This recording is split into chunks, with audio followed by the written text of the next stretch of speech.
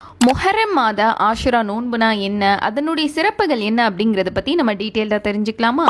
அஸ்ஸலாமு அலைக்கும் வரஹ்மத்துல்லாஹி வபரகாத்துஹு. முஹர்ரம் அப்படிங்கிற இந்த மாதம் இஸ்லாத்தின் முதல் மாதமாக இருக்கு. இது 4 புனித மாதங்கள்ல ஒன்றாகவும் இருக்கு. துல் கஅதா, துல் ஹஜ், முஹர்ரம், ரஜப் இந்த 4 புனித மாதங்கள்ல நம்ம போர் கூட செய்யக்கூடாது, இன்னும் பாவகரமான செயல்களை விட்டு நம்ம பாதுகாப்பாக இருக்கணும் அப்படிங்கிறது அல்லாஹ் நமக்கு கூறியிருக்கக்கூடிய கட்டளை. இந்த முஹர்ரம் மாதத்துடைய சிறப்புகள் பத்தி அல்லாஹுடைய தூதர் ஸல்லல்லாஹு அலைஹி வஸல்லம் என்ன சொல்றாங்க அப்படின்னா, ரமலான் மாத நோன்புக்கு அடுத்தபடியாக இருக்கக்கூடிய சிறந்த நோன்பு அப்படின்னா அது அல்லாஹுடைய மாதமான முஹர்ரம் மாத நோன்புன்னு சொல்றாங்க. அதாவது முஹர்ரம் மாத நோன்பு அப்படிங்கிறது ஆஷுராவுடைய நோன்பை குறிக்கக்கூடியதாக இருக்கு.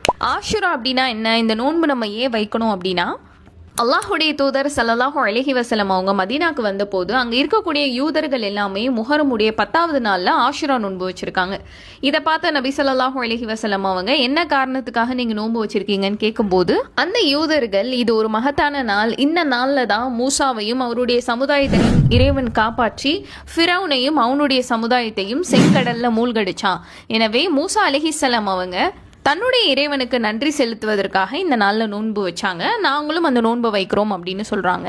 இதை கேட்ட நபி ஸல்லல்லாஹு அலைஹி வஸல்லம் அவங்க, உங்களை விட நாங்க தான் மூசா அலைஹிஸ்ஸலாம் அவங்களுக்கு மிகவும் உரியவர்களும் நெருக்கமானவங்களாகவும் இருக்கோம் அப்படின்னு சொல்லி யூதர்களுக்கு மாற்றம் செய்யும் முறையில அந்த ஆண்டுல இருந்து முஹர்ரம் மாதத்துடைய 9, 10 ஆகிய 2 நாட்கள்ல நோன்பு வச்சிருக்காங்க. ஆஷுரா தினத்துல நோன்பு வைக்கிறது அப்படிங்கிறது நபி ஸல்லல்லாஹு அலைஹி வஸல்லம் அவங்கனால வலியுறுத்தப்பட்ட ஒரு சுன்னத்தான அமல். நிர்பந்தமான சூழ்நிலையினால என்னைக்காச்சும் ஒரு நாள் தான் நோன்பு வைக்க முடியும் அப்படின்னாலும் தாராளமா இந்த ஒரு நோன்பையாச்சும் வைக்கிறதுக்கு நம்ம முயற்சி செய்யணும்.